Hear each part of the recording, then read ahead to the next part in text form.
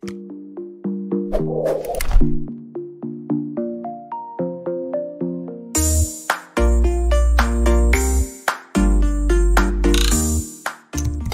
ini didukung oleh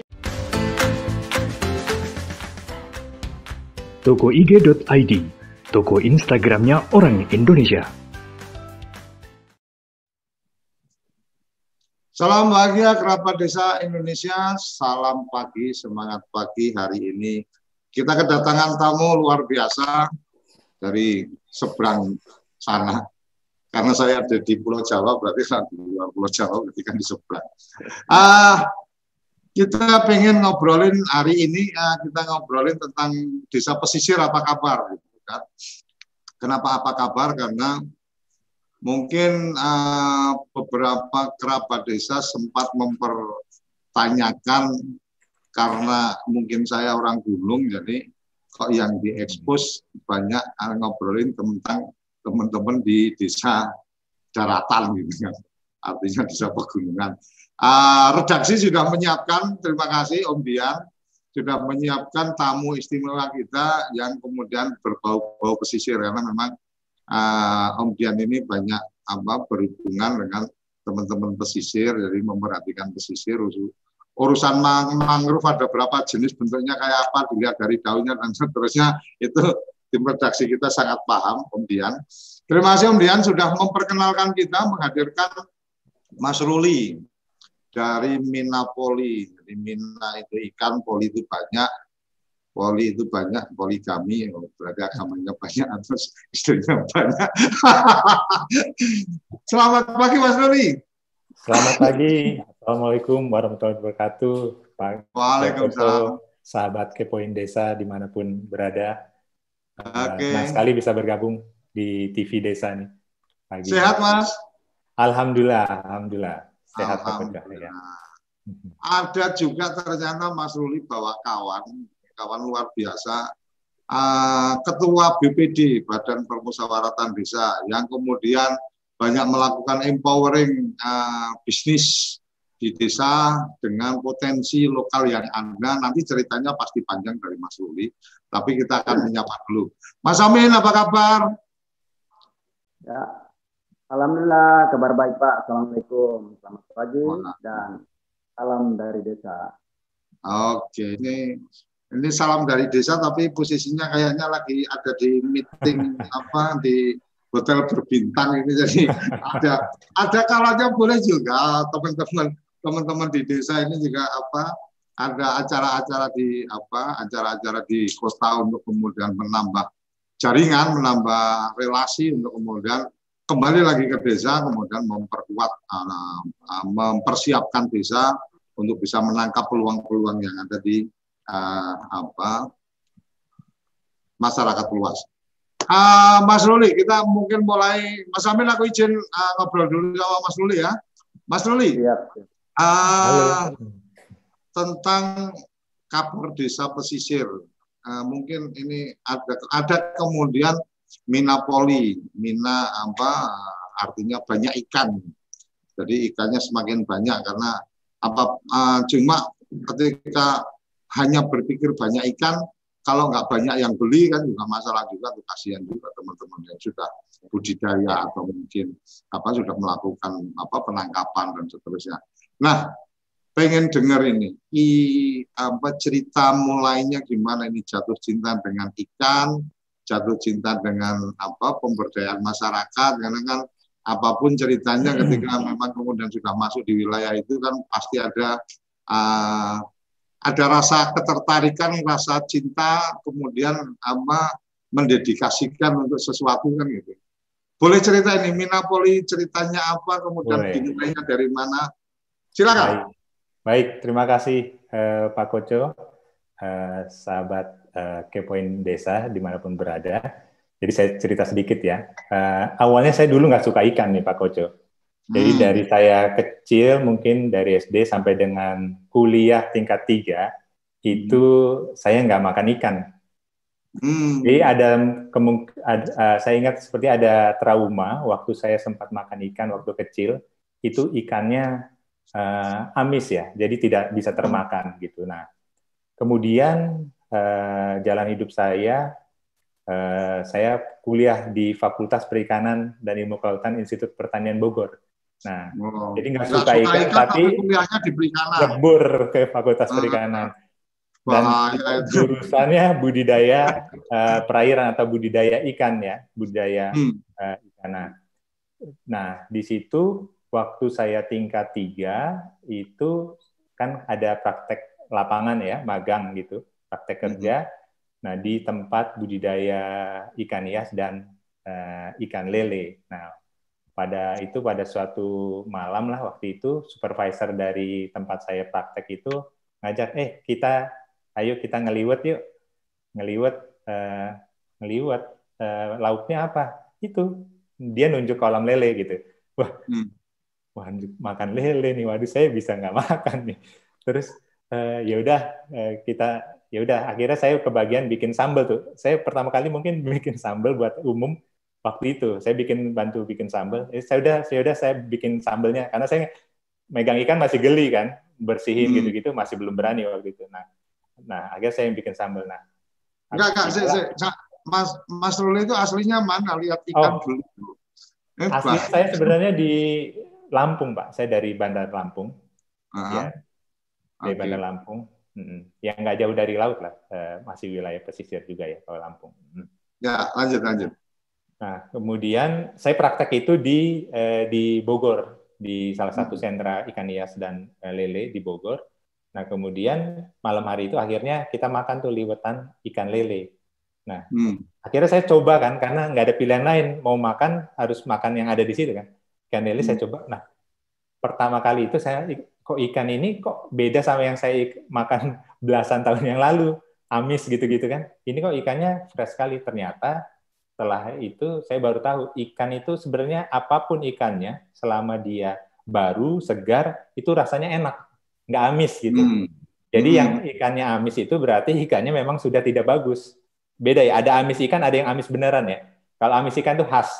Kalau amis beneran, yaitu ikannya sudah mulai busuk atau sudah ada bakterinya segala macam, jadi berubah rasa. Nah, dari situ kemudian saya kerja 12 tahun di budidaya ikan kakap putih, Pak Koco, di Kepulauan Riau sama di Bali Utara. Itu 12 tahun kerja di sana, budidaya ikan mulai dari telur, mijahin ikannya dari telur kakap putih sampai jadi ukuran 2 kilo up untuk diekspor. Itu budidaya kakap putih. Dan budidayanya sangat lama, itu 2 tahun baru bisa panen kita, dari mulai kecil itu. 2 tahun dipelihara di keramba di tengah laut, jaring apung. Nah, 12 tahun itu kemudian saya masuk ke perusahaan startup namanya eFishery, itu startup perikanan pertama yang dia bikin inovasi alat pemberi pakan otomatis yang bisa dikontrol pakai handphone. Gitu. Oh, yang itu ya, yang apa? Perintah kasih makan cukup dari handphone, aplikasi. Ya. Nah, itu saya 2 tahun di sana bergabung, kemudian saya bikin startup sendiri yaitu Minapoli. Nah, kenapa ini bikin Minapoli ini?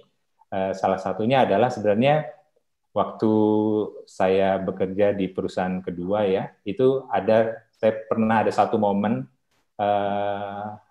ada forum gitu. Di situ forum itu disampaikan bahwa setiap manusia itu punya tanggung jawab terhadap apa yang dia dapatkan, baik itu waktu, ilmu pengetahuan, rezeki, apapun itu yang sudah dia terima, itu dia punya bentuk tanggung jawab untuk mengembalikannya lagi kepada ekosistemnya lah. Nah, dalam hal ini kan, kalau saya flashback, itu kan 2017, berarti 20 tahun terakhir ini, saya menerima banyak dari perikanan lah, baik ilmu, saya bekerja di perikanan, teman-teman ini jaringannya di industri perikanan. Nah, ini ada sesuatu yang kita sebenarnya bisa manfaatkan untuk dikontribusikan balik. Nah, disitulah kita bikin Minapoli. Nah, Minapoli ini konsep awalnya dan konsep sampai sekarang, konsep utamanya adalah mengembangkan jaringan industri perikanan, jaringan pelakunya. Jadi kita seperti menjembatani ya para pelaku, mulai dari perguruan tinggi, perusahaan swasta, kemudian dengan pemerintah dari kementerian, pemerintah daerah, kemudian juga dari pelaku startup, pelaku inovasi. Jadi menjembatani konteksnya kayak apa? Nah, menjembatani ini salah satu fokusnya kita adalah di platform yang kita bangun, kita menjembatani pembudidaya ikan atau pembudidaya udang untuk dia bisa akses langsung sarana-prasarana produksi dari suppliernya langsung, distributor. Karena salah satu kesulitannya adalah waktu yang kita alami sendiri itu, kalau kita mau beli, kita waktu kuliah diajari misalnya beli pakan, tapi kalau diajari untuk memberi pakan, pakannya harus dikasihnya jam sekian, nutrisinya ini, tapi kita nggak diajari tuh beli pakannya di mana, bawa pakannya, itu nggak diajari. Nah, ini kita menghubungkan, ibaratnya kalau orang sekarang mau berbudidaya, mereka nggak susah payah nyari googling gitu-gitu, nggak susah payah, cukup masuk ke web kita, dia bisa ketemu tuh. Mulai dari artinya contoh nih, Mama, aku pengen, karena di teras itu ada tempat mungkin sekitar 2x4, terus kepikiran pernah lihat ada budidaya ikan cukup dengan kantong yang ember, kontainer kecil dan seterusnya. Itu ketika masuk di Minapoli itu kita bisa langsung, oh ini yang jual di sini, kemudian kalau mau beli bibit yang terdekat di tempat saya, belinya di sini, untuk beli pakan di mana, itu informasi-informasi itu ada di Minapoli. Betul, Pak. Nah, jadi di tempat kita ada informasi itu. Ibaratnya, Pak, saya pengen budidaya lele, butuhnya apa saja ya, gitu. Itu nanti tim kita bisa sediakan. Kita ada paket-paket starter pack untuk budidaya lele, budidaya nila. Sampai ke konsultasi. Ya, ada dari aku nggak paham, aku hanya punya kepinginan, itu kemudian masuk ke situ, bisa kemudian konsultasi untuk kemudian diberikan rekomendasi. Oke, kalau memang kondisi kayak gini, mungkin rekomendasinya Bapak pakai star pack-nya yang ini, ukurannya segini, ikannya berapa banyak, dan seterusnya gitu. Betul, Pak. Jadi konsultasinya bebas, Pak. Bukan hanya lewat kita saja, tetapi kita bisa menghubungkan dengan pelakunya. Misalnya kalau kita misalnya ikan hias, nanti kita hubungkan memang dengan komunitas ikan hias. Misalnya ikan patin, ya komunitas ikan, karena nggak semuanya kita punya kemampuan atau pengalaman di sana. Jadi kita justru menghubungkan ini, karena kita artinya Minapoli ini menjadi ekosistem dari hub untuk teman-teman yang kaitannya dengan dunia perikanan gitu, mulai dari teknologi, kemudian pakan, budidaya, sampai ke pasca panen juga akan ada teman-teman yang memang concern di situ untuk bisa menjadi mitra atau menjadi tempat untuk konsultasi gitu. Betul, Pak.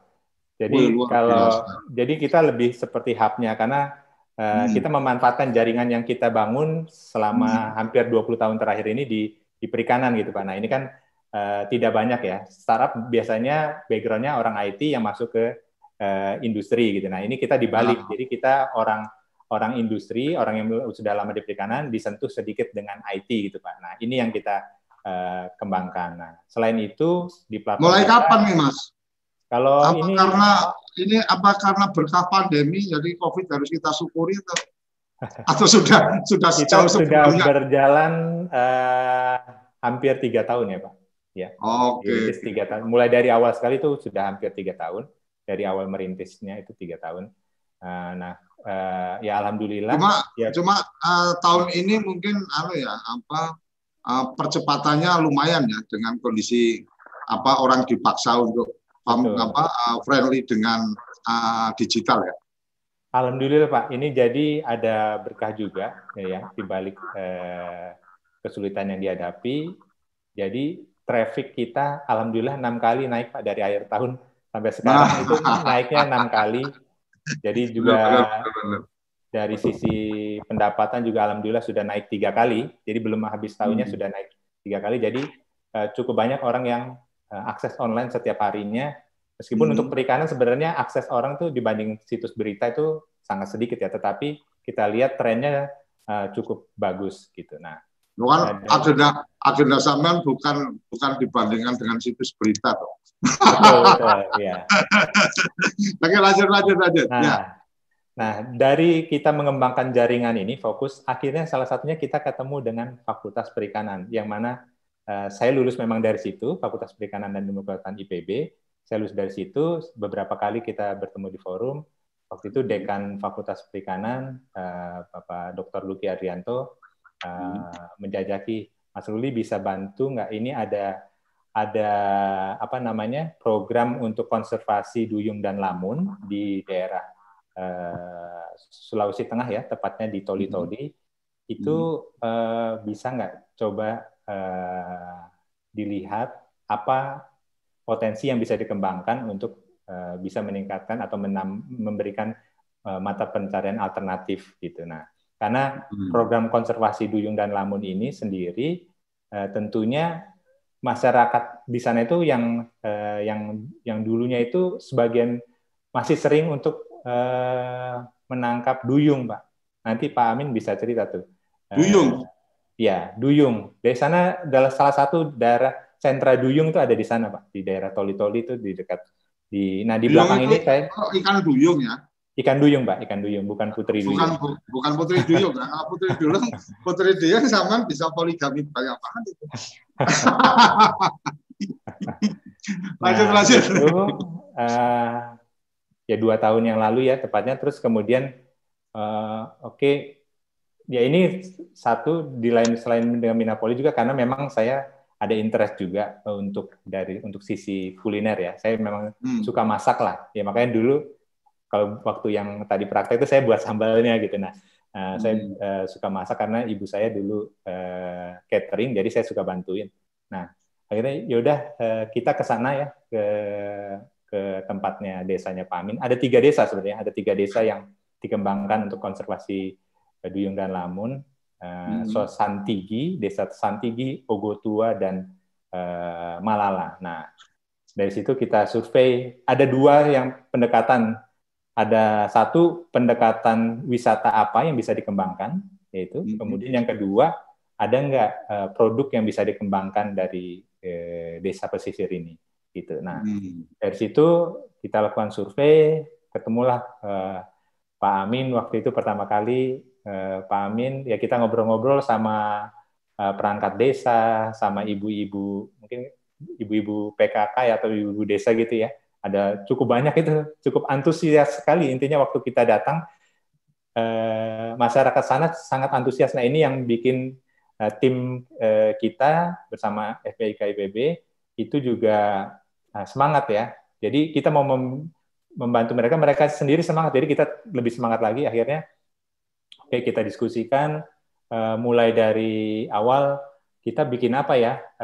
Saya lihat Pak Amin kemudian cerita di sini masalahnya ada ikan yang pada musim-musim tertentu itu berlebihan dan sering berlebihan, dan harganya itu kadang cuma 6.000 per kilo, kadang 3.000 per kilo, bahkan sampai nggak ada harganya dibuang oleh penduduk setempat. Nah, dari situ, wah sayang sekali ya, kalau ikan di kota minimal harganya bisa 20.000, bisa 30.000 per kilo, ini kok bisa sampai dibuang. Kemudian saya lihat, coba Pak Amin bisa lihat ikannya nggak ikannya? Saya lihat ikannya oke gitu ya, ikannya bagus gitu. Nah, kemudian akhirnya dari situ kita diskusi, kalau ikannya kondisinya kan nggak terlalu besar ikannya. Terus kita berpikir, masyarakat Indonesia ini yang produk yang sangat familiar dari yang bisa dikonsumsi setiap hari itu salah satunya adalah sambal. Karena ini Sulawesi Tengah, kita juga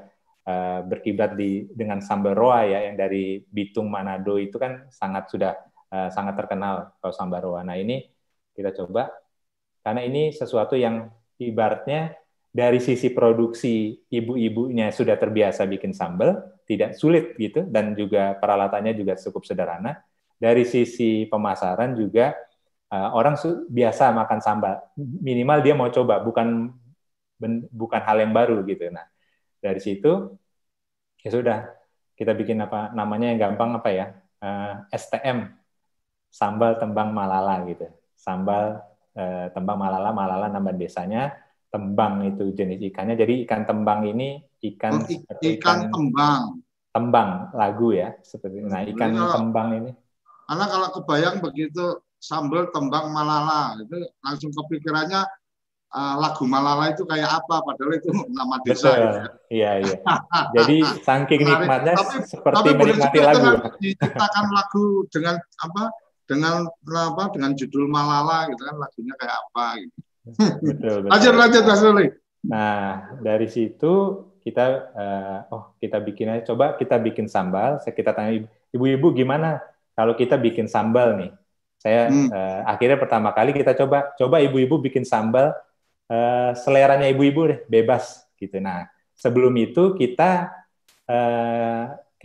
sempat ke pasar dulu sama Pak Amin, kita survei kira-kira ada bahan baku lokal apa yang bisa dimanfaatkan. Nah, ternyata ada beberapa bahan baku yang cukup khas ya dari daerah tersebut, dari Toli-Toli. Pertama ada gula aren nih. Gula aren ini kayak pakai batok gitu, dia dicetaknya setengah bola gitu, dibungkus pakai daun pisang.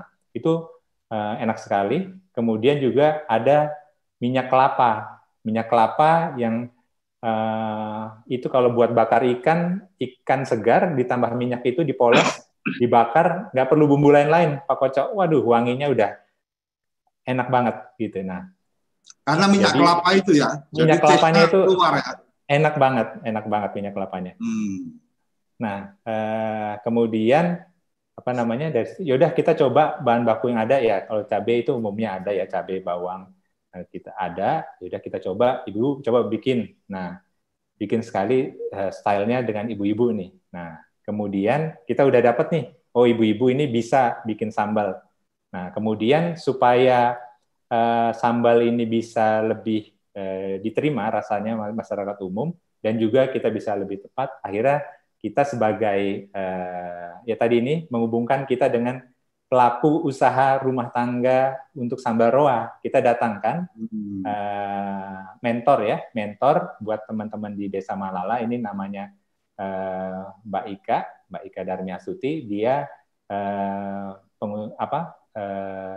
pengusaha sambal roa Gantari, itu dari Bitung. Nah, kita panggillah dia datang ke lokasi untuk ngajarin langsung. Nah, karena jarang-jarang juga kalau orang yang sudah usaha sambal mau berbagi. Nah, ini menarik juga Mbak Ika mau berbagi, dan dia bikin custom khusus resep untuk sambal tembang nih, dia sesuaikan. Jadi sebelum dia datang ke lokasi, dia Pak Amin sudah melakukan eksperimen untuk kemudian unik sambal tembang ini akan seperti apa gitu ya. Iya, jadi sebelum dia datang ke lokasi, Pak Amin sudah kirim duluan ikannya ke rumahnya supaya dia tes dulu di rumah. Jadi waktu dia sampai di kita, dia sudah punya. Nah, akhirnya dia udah coba tuh di rumah, dia datang ke lokasi Desa Malala. Kemudian kita uji coba. Nah, uji coba ini ibu-ibunya kita bagi 3 grup. Ibu-ibu kita akan buat sambal tembang Malala. Ini kita sudah ada mentornya, diajarin tuh mulai proses produksinya. Nanti mungkin lebih jelasnya dengan Pak Amin. Intinya waktu itu kita lakukan trial untuk menemukan resep baku sambal Malala. Nah, akhirnya ketemu tuh.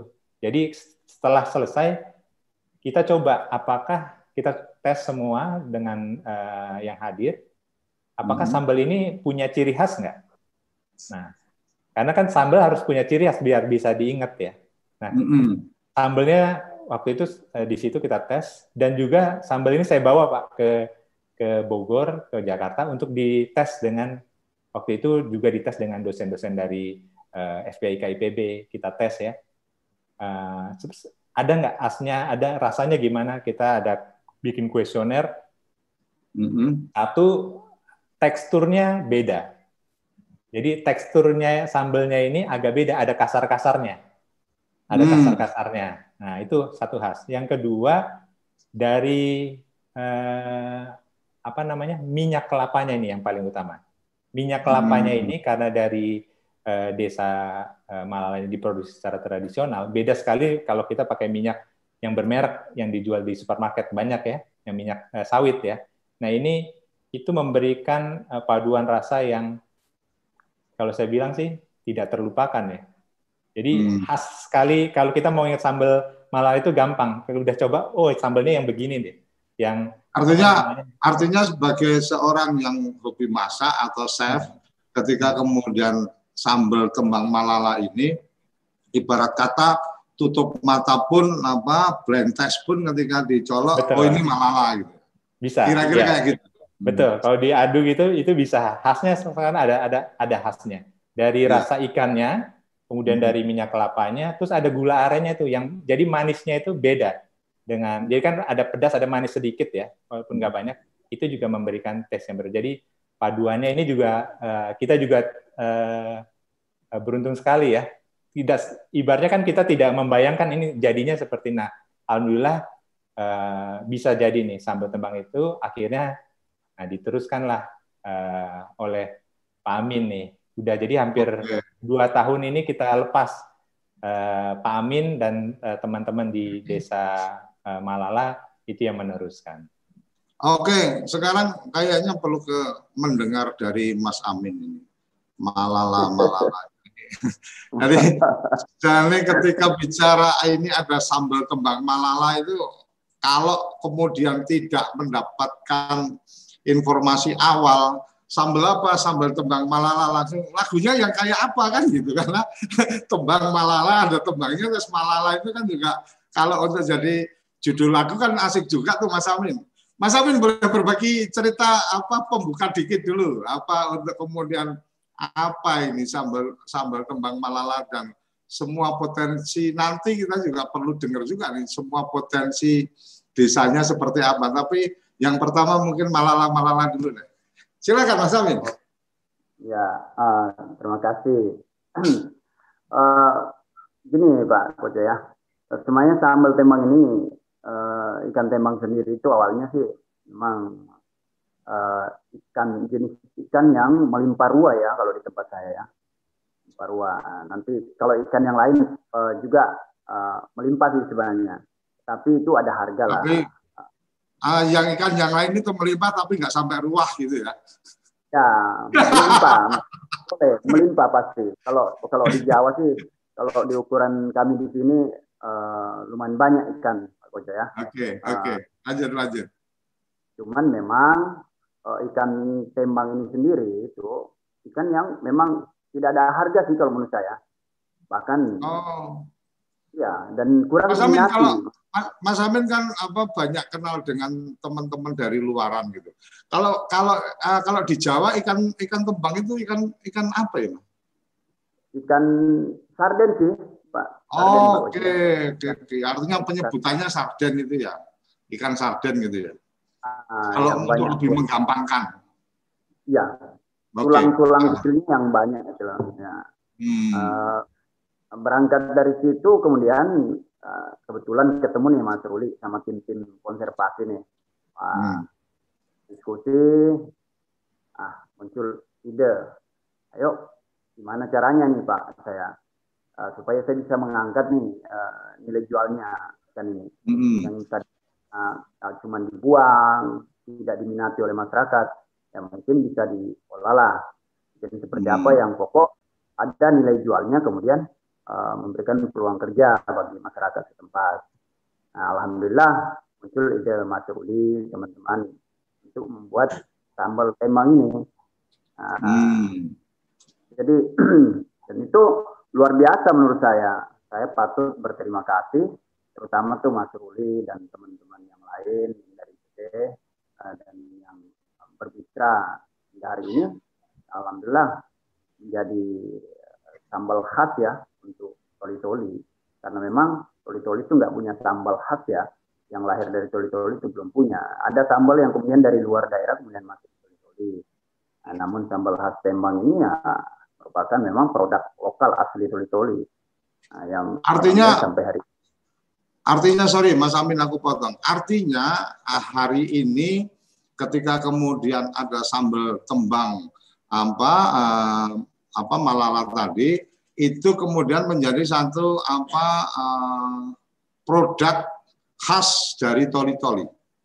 Iya, itu Pak, menjadi produk khas dan artinya sesuatu yang luar biasa kan untuk kemudian ada khas yang yang dilahirkan dari lokal toli-toli gitu ya. Ini bisa jadi brand untuk toli-toli juga gitu kan. Oke. Ya. Terus, ya, monggo. Luar biasa. Terus membawa daerah kemana-mana kan sambal tembang Malala kan bawa nama desanya gitu loh. Artinya nama Malala selalu terbawa ya? Terbawa. Pernah seingat saya tuh ya, Mas Ruli ya kayaknya, pernah kita ingin rubah lah nama itu. Kemudian apa namanya? Saya tetap bersikeras kemudian Malalanya harus masuk karena saya memang bergeraknya di objek wisata Pak ya, Coach ya. Kebetulan saya di situ. Bagaimana saya padukan kuliner ini kemudian nantinya pariwisatanya lokal desanya juga terbawa gitu loh. Makanya saya cut lah sambal temanya. Sampai hari ini kemudian banyak hal yang diberi bimbingan sama beliau-beliau yang dari Jakarta, dari ITB, teman-teman terutama Mas Ruli. Ya saya luar biasa sih menurut saya support mereka. Hingga hari ini saya setiap ada masalah, ada hal-hal yang kemudian saya tidak ngerti, saya nanya ke beliau-beliau yang di Jakarta hari ini, yang terutama Mas Ruli, persoalan kemasan, desain, persoalan rasa, bagaimana, terus bagaimana marketnya, bagaimana apa yang harus saya lakukan, itu saya senantiasa berkoordinasi dalam hal ini. Ya hari ini pun saya mengikuti, ya berkat pelatihan-pelatihan kemana-mana hari ini, ya itu berkat produk sambal tembang ini. Karena produk ini pernah juara sih Pak ya, di tingkat kabupaten. Produk ini. Produk saya. Oke, Mas Amin, aku potong dulu, sampean perlu menunjukkan sambalnya itu kayak apa gitu kan dan seterusnya. Ya. Tapi sesaat setelah yang satu ini kita lewat baru Mas Amin tunjukkan ke kita ini, ini loh sambalnya kayak gini. Apakah ada beberapa level rasa dan pedasnya dan seterusnya nanti setelah yang satu ini. Jangan kemana-mana, Kerabat Desa tetap ada di Kepoin Desa karena ada yang spesial hari ini. Kita akan disajikan sambal tembang Malala. Jangan kemana-mana, tetap di Kepoin Desa. Kamu tinggal di pulau terpencil, pegunungan pinggiran kota, atau daerah di Indonesia yang tidak terjangkau jaringan fiber, ADSL, dan juga 3G. Internetan dengan cepat pasti cuma akan menjadi mimpi.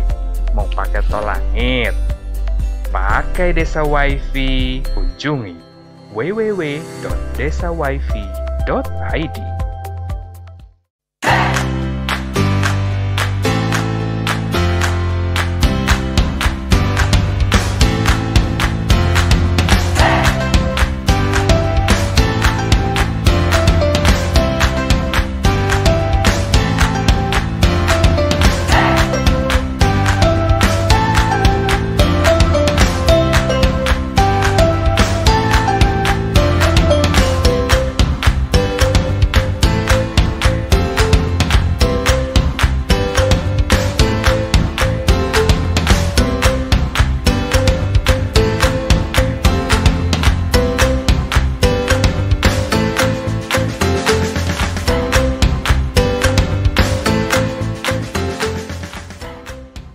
Toko IG.id, toko Instagramnya orang Indonesia. Ayo, kandidat kepala daerah, manfaatkan kesempatan ini. TV Desa mengundang Anda bicara desa. 5 menit bisa. Bicara Desa, sebuah program tayangan monolog, konsep membangun dari desa, dari kandidat untuk masyarakat. 5 menit bisa. Bicara Desa, hanya di TV Desa.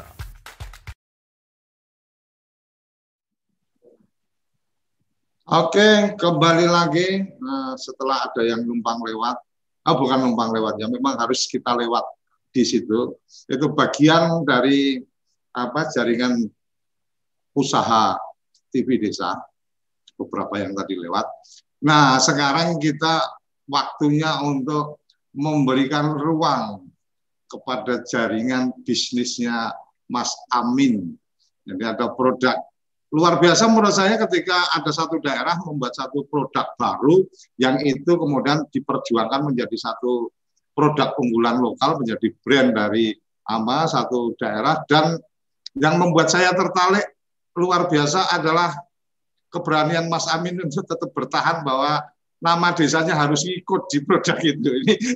Jadi brandingnya itu branding nama desanya ini luar biasa ini Mas Amin, dan kayaknya ini pasti tokoh lokal desa. Nanti kita akan tanya lebih lanjut beliau ini sebenarnya sebagai apa di desa itu. Oke, Mas Amin, monggo pamer produknya. Aku pengen tahu walaupun belum bisa merasakan gitu kan, tapi kebayang bentuknya kayak apa. Kemudian ada variannya, varian leveling rasa pedasnya atau mungkin leveling kepadatan ikannya atau apa, monggo silakan diceritakan. Dan kalau memang ada tempat-tempat yang teman-teman kerabat desa ingin mencoba, ingin berbelanja melalui online, itu bisa berkunjung kemana dan seterusnya. Kesempatan promokan desa sampean, promokan produk sampean, monggo. Iya, makasih Pak Koco.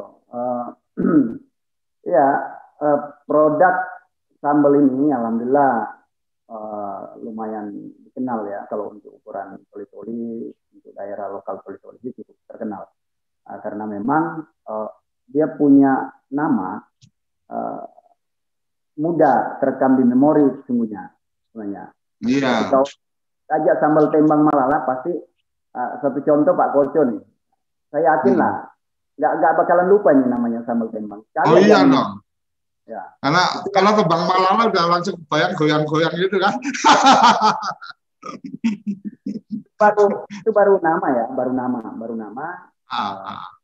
Malala ini baru nama yang bisa diingat. Pokoknya kalau udah dengar aja sudah pasti penasaran ya. Rasanya gimana sih sambal tembang ini? Nah, beberapa ciri khas sudah disampaikan tadi, tapi yang pasti dia punya ciri khas tersendiri. Rasa, tekstur, kemudian aroma. Aroma. Kenapa aromanya ini? Memang sambal ini identik dengan aroma minyak kampung, minyak kelapa kampung ya, yang harum, wanginya benar menggugah selera lah gitu ya. Kami kan di kampung ya pakai bakar ikan. Kalau ikan bakarnya orang Sulawesi itu orang toli-toli tanpa pakai minyak kampungnya, kayaknya kurang seret lah Pak Koco ya. Nanti saat itu bisa sambal ini bisa boros-borosin nasi ya, nambah terus ya. Oh iya,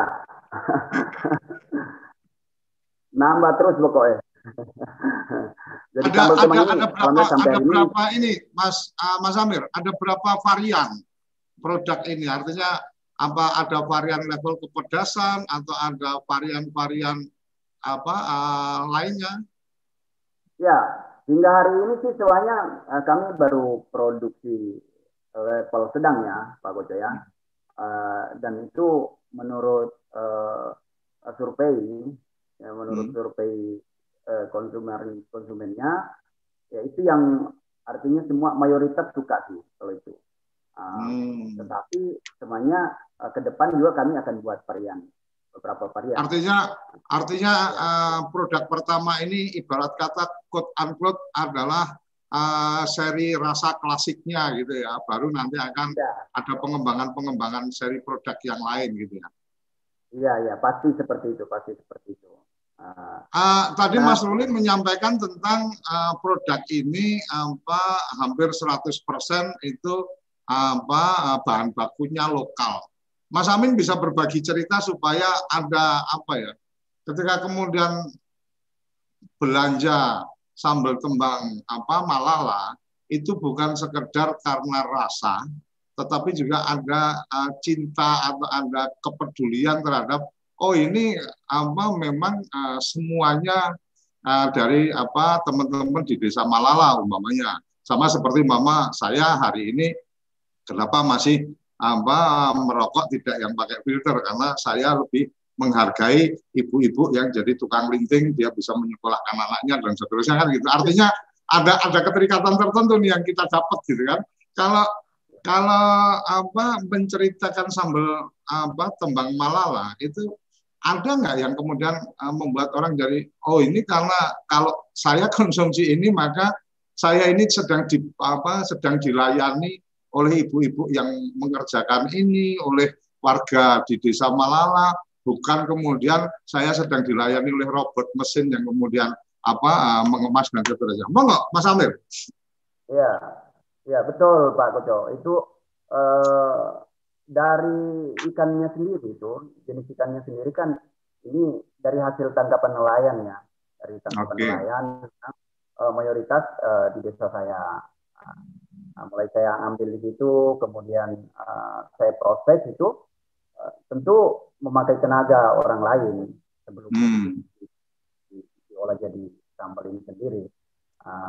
Mungkin ada ibu-ibu lah yang dominan ya dalam hal ini sambal ini. Kemudian bahan bakunya minyak kampung. Minyak kampung ini asli buatan masyarakat setempat. Jadi secara otomatis ini membuka peluang kerja dan bisa kemudian dikemas menjadi satu kemasan yang menarik sih menurut saya, kemudian dipasarkan sampai ke luar daerah ya. Dan nilai jualnya terangkat secara otomatis itu. Nilai jualnya bahkan dari ikan yang tadinya tidak punya harga, kemudian diolah menjadi satu sambal kemasan, ya bisa mengangkat. Ini harganya kalau lumayan ya, teman-teman. Boleh saya bilang rasa hotel bintang 5 tapi harga kaki 5. Ya. Berapa harga satu kemasan itu? Itu kemasan berapa gram, Mas? Rata teman menganggap bahwa harganya rasa bintang 5 ya, rasa hotel bintang 5 rasanya. Jadi terus minyak kelapa terutama juga gula aren. Aren itu memang kami di Sulawesi itu jarang sih untuk konsumsi gula kelapa ya seperti di Jawa. Karena memang itu masih luar biasa banyak sih. Pohon aren di sini tuh masih luar biasa banyak sehingga jarang yang konsumsi itu gula kelapa. Pada umumnya hanya gula aren yang asli memang yang seperti Mas Ruli lihat di pasar itu yang banyak dan luar biasa, lebih murah lah harganya. Nah tentu kan para pembuat gula aren terus yang menjual di pasar ya tentu itu keuntungan juga buat mereka. Nah, saya berharap sih ke depan mudah-mudahan saya bisa produksi lebih besar sehingga sudah lebih banyak tenaga kerja, menyerap tenaga kerja dan memakai bahan bakunya lebih banyak tentunya. Nah itu yang menjadi. Kemudian Pak Koco, saya memang pada dasarnya saya orientasinya tidak hanya pada nilai yang saya kejar, nilai uang, tetapi saya selalu ingin bagaimana kemudian saya berbagi dengan orang lain. Bahwa hal yang harus dibagi dari hasil ya, mempekerjakan orang, kemudian mereka dapat hasil dari mereka bekerja sama dengan saya, ya kan itu menurut saya itu satu ibadah ya, satu bentuk ibadah, kemudian bisa kita nikmati hasilnya secara bersama-sama. Sekian Pak Koco kalau untuk itu. Mas Amin, Mas Amin punya kepedulian dengan ini ada ikan yang berlimpah ruah yang kemudian tidak jadi tidak ada harganya dalam tanda petik. Kemudian melihat lingkungan dan seterusnya ada keterpanggilan untuk kemudian melakukan sesuatu, kemudian ditambah ketemu sama Mas Ruli yang kemudian sedang ada program dan seterusnya. Kadang-kadang selesai program kemudian berhenti, tetapi Mas Amin masih tetap terus melanjutkan, kemudian benar-benar memberikan kemanfaatan. Sampean ini di kampung sebagai apa, Mas? Kalau boleh tahu. Ya. Sebenarnya saya salah satu perangkat desa ya yang berada di posisi sebagai ketua BPD atau ketua lembaga BPD di desa. Menurut saya hal ini penting sih, kemudian bekerja sama dengan siapa saja, apalagi di lembaga pemerintahan menurut saya, karena memudahkan kita untuk kemudian mengembangkan segala potensi-potensi itu. Tetapi kembali lagi kepada saya, intinya saya adalah orang yang memang punya tingkat kepedulian yang tinggi ya terhadap lingkungan. Itu yang pertama. Kedua, menurut saya yang hal-hal positif di desa itu, potensi yang di desa menurut saya itu adalah rezeki ya untuk kita. Tinggal bagaimana kita berupaya kita kelola potensi itu kemudian menjadi berkah buat desanya kita. Ya, syukur-syukurlah lain bisa menikmati dari hasil ide atau semangat kita kemudian mengajak orang lain untuk berbagi di situ, Pak Koco. Artinya dalam posisi ini menurut saya adalah ketika empati terhadap bagaimana desa harus dimajukan dan seterusnya, kemudian saya menangkapnya dengan sambal tembang Malala ini, maka ini sudah menjadi satu brand desa yang menurut saya sudah sangat luar biasa. Lanjutannya lebih pada sebenarnya bagaimana menurut Mas Amin kemudian ini menjadi bagian yang kemudian tidak sudah jadi satu brand oleh-olehnya Toli-Toli. Nah, di tingkat pemerintah desa sendiri, kalau saya melihatnya kan ini masih dalam konteks kelompok atau usaha bersama masyarakat lah. Artinya Mas Amin mengkonsolidir masyarakat untuk jadi usaha bersama dalam satu brand ini. Mungkin juga akan ada pengembangan produk-produk lain dan seterusnya ke depan, itu pasti nggak mungkin akan stuck di satu produk aja. Nah, sempat kepikir nggak sama Mas Amin untuk kemudian ini boleh juga nih untuk kemudian menjadi bagian tertentu dari produk pasca produk ini, mungkin dari sisi pemasarannya atau mungkin dari sisi apanya, itu kemudian melibatkan desa dalam konteks bisnisnya desa, yaitu Badan Usaha Milik Desa. Sempat kebayang yang seperti ini? Iya, saya alhamdulillah waktu itu saya sempat ngobrol-ngobrol tuh sama Mas Ruli, sama tim-tim yang dari Jakarta nih, tim konservasi terkait dengan BUMDes itu sendiri. Namun belum masuk ke situ ya, karena apalagi ini cuman memang kemarin saya sempat usulkan sudah ke desa, bagaimana kemudian kalau ini kita kembangkan melalui BUMDes dan beberapa produk yang lainnya kita mitra dengan BUMDes, tinggal seperti apa pengelolaannya, mulai dari pengurus BUMDesnya harus memang betul-betul orang yang mau dan punya kemampuan untuk manajerial menurut saya ya. Nah, itu penting menurut saya. Ada beberapa produk termasuk ya sambal tembang, brownies ikan, minyak kampung ya bisa kita jual melalui usaha. Apa tadi Mas? Ya. Mas Amin, ada brownies ikan. Iya, ada brownies ikan. Apa itu brownies ikan? Sama bawa apa enggak ini? Atau boleh diceritakan? Ini menarik juga nih. Kalau di Bogor kan ada brownies talas karena memang dia penghasil talas. Ini karena di Toli-Toli di Malala ini berlimpah ruah ikan, terus jadinya brownies ikan. Belum kebayang di saya kalau martabak ikan itu masih oke lah, dari yang biasanya daging sapi, ada yang daging kambing, ini ada ikan gitu kan. Brownies ikan ini luar biasa. Ceritanya kayak apa? Mungkin bisa diberikan gambaran kerabat desa yang mengikuti acara ini, baik di siaran satelit kita atau di siaran sosial media kita. Mas Amin bisa memberikan gambaran brownies ikan itu kayak apa? Ngeri juga nih makan brownies, aromanya amis kan, jadi orang menarik juga. Ini kira-kira kayak apa Mas Amin? Dibagi cerita, walaupun kita kalau di TV kan nggak mungkin dapat juga aromanya kan. Kalau brownies ikan ini Pak, sebenarnya memang bahan bakunya itu ikannya, ikan dengan yang lain. seperti brownies lainnya. Cuman memang yang uniknya itu karena dia memakai bahan ikannya. Nah, terkait baunya itu, aromanya semuanya nggak ada bau amisnya sama sekali. Karena dia sudah bercampur dengan resep yang lain, dengan coklatnya, kemudian mentega apa semuanya. Jadi sehingga yang membedakan itu, yang membuat unik brownies ikan semua tekstur ya, menurut saya, tekstur dan rasa. Tapi dirasa keluar rasa ikannya.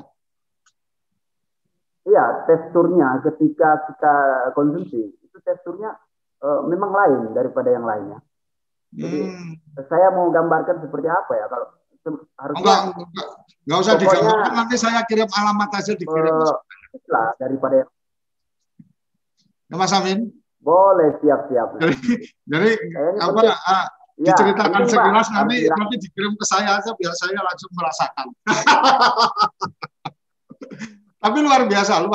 Berarti ada sambal tembang, ada sambal tembang Malala, ada brownies ikan, kemudian ada lagi tadi minyak apa Mas? Minyak kampung. Oh, minyak kelapa kampung. Minyak kelapa kampung. Ini lebih untuk keperluan minyak kita memasak atau kemudian itu VCO ya, virgin coconut oil, atau minyak kelapa murni yang untuk kesehatan atau gimana? Iya, ada dua sih sebenarnya yang akan tapi yang jalan hari ini tuh untuk memasak ya. Untuk memasak itu jadi untuk goreng, kemudian ikan bakar. Kan orang Sulawesi identik Pak ya dengan. Dan brandnya tetap pakai Malala ya.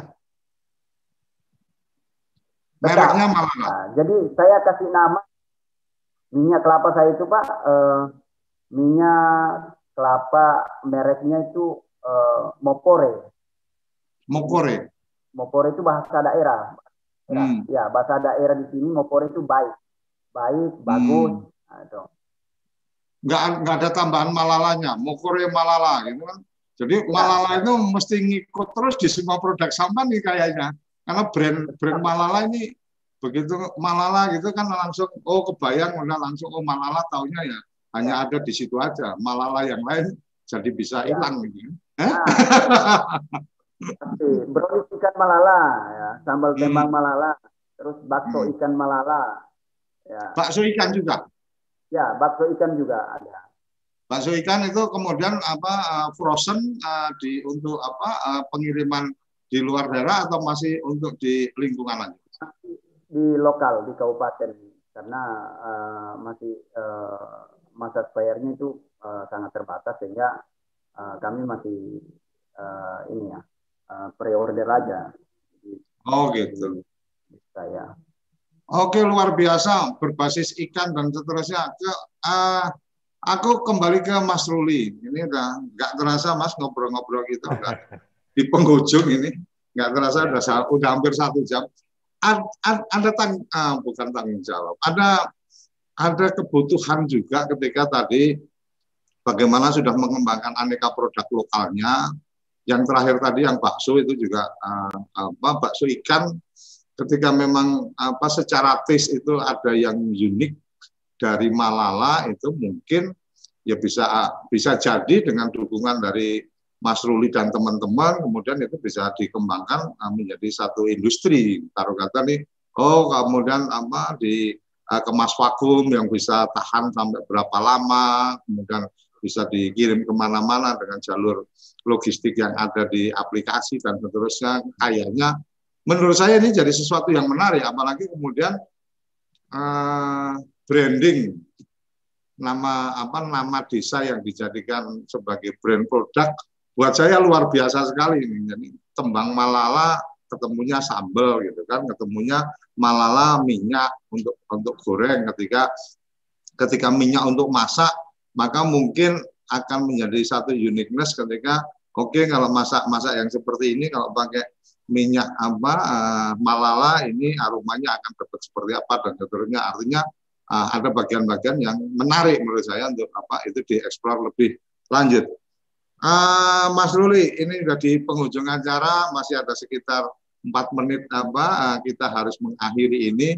Mas Ruli silakan memberikan satu respon atau satu tanggapan tentang apa yang dulu Mas Ruli sudah ada dalam satu proyek tertentu di sana, kemudian ternyata kemudian Mas Amin melanjutkan itu dan ternyata juga sudah ada bagian-bagian yang juga akan dikembangkan lebih lanjut. Komitmennya Mas Ruli kayak apa nih untuk ke Malala ini? Silakan Mas Ruli. Ya, baik. Terima kasih Pak Koco juga Pak Amin tadi. Jadi ya, buat sahabat desa, kita menyadari ya bahwa potensi dari setiap desa itu sangat luar biasa ya dan sangat identik. Nah, kita beruntung sekali, bersyukur bisa bertemu dengan Pak Amin. Kita juga beruntung sebagai yang menjalankan program bisa bertemu dengan masyarakat Desa Malala, di mana biasanya program itu kan keinginannya satu arah ya Pak. Nah, ini keinginannya ada dua arah.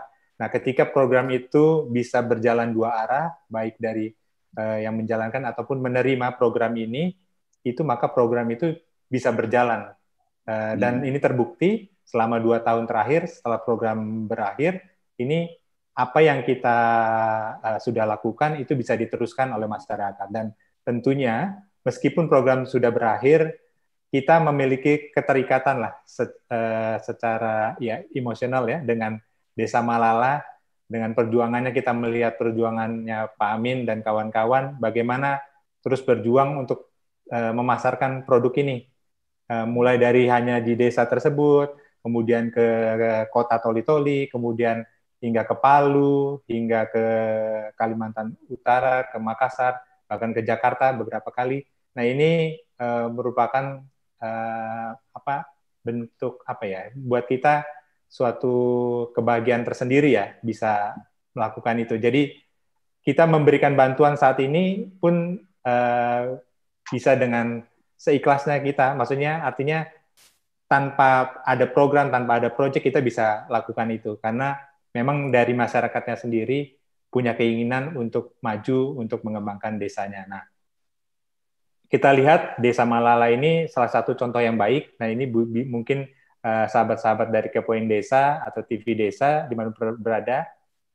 Pertama, mindset-nya adalah keterbukaan mereka untuk menerima informasi, teknologi, inovasi baru dari luar. Kerjasama itu sangat baik ya, sangat terbuka di awal itu. Jadi ketika kita mau masuk, kita bisa menjelaskan tujuan kita dengan baik, dengan sejelas-jelasnya. Nah, dari situ kemudian tingkat partisipasi mereka ketika menjalankan program ini itu boleh dibilang sangat serius ya. Artinya ketika kita suruh berkumpul untuk trial ini pembuatan sambal, mereka berkumpul sudah rapi, bahkan kayak orang kalau di desa itu ibu-ibunya sudah rapi kayak mau ke kondangan tuh.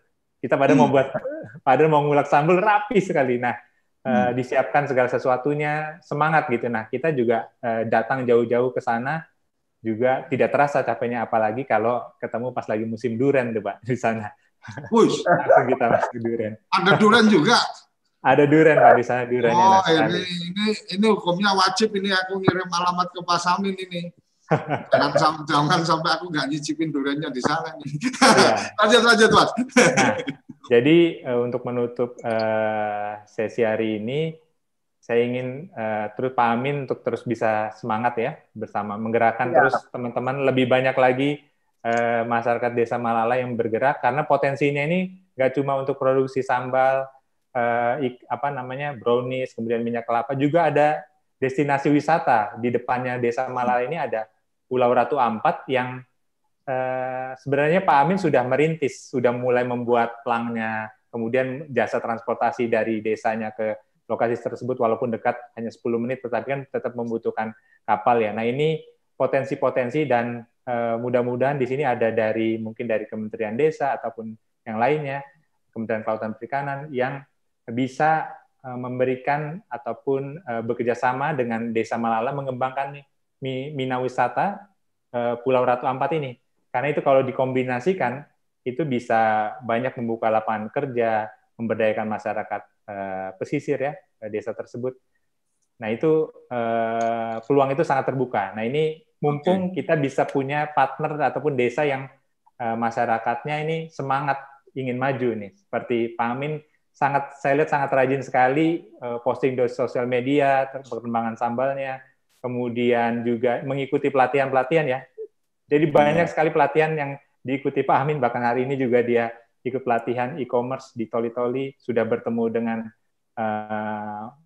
Wakil Wali Kota Palu ya, Palu waktu itu Pak itu Pasya ya, Mas Pasya, ya.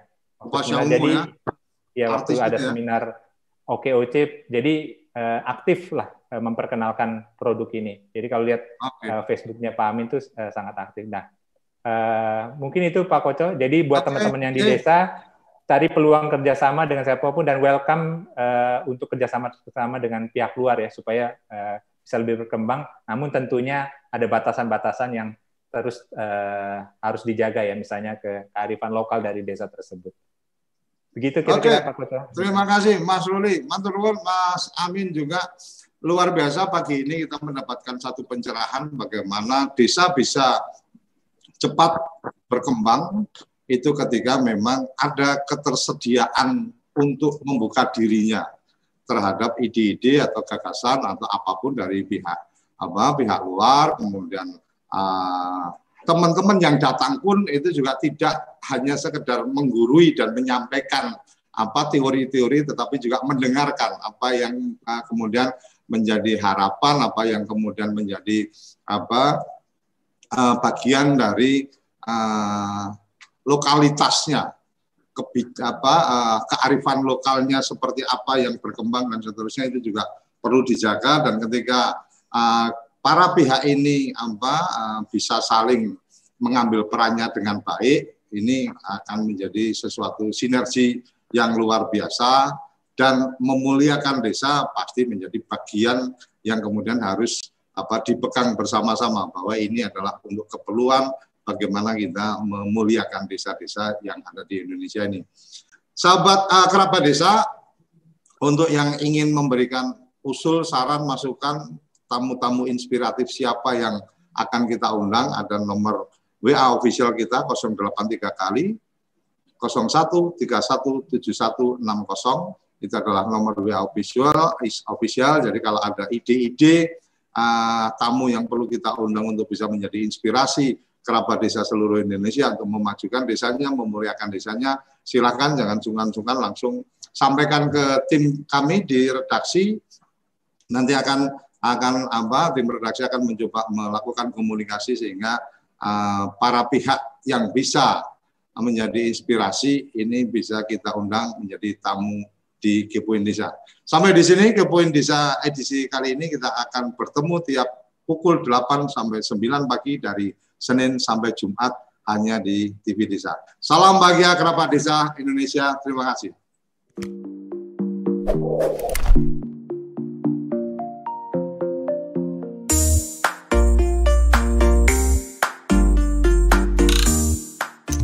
Acara ini didukung oleh tokoig.id, toko Instagramnya orang Indonesia.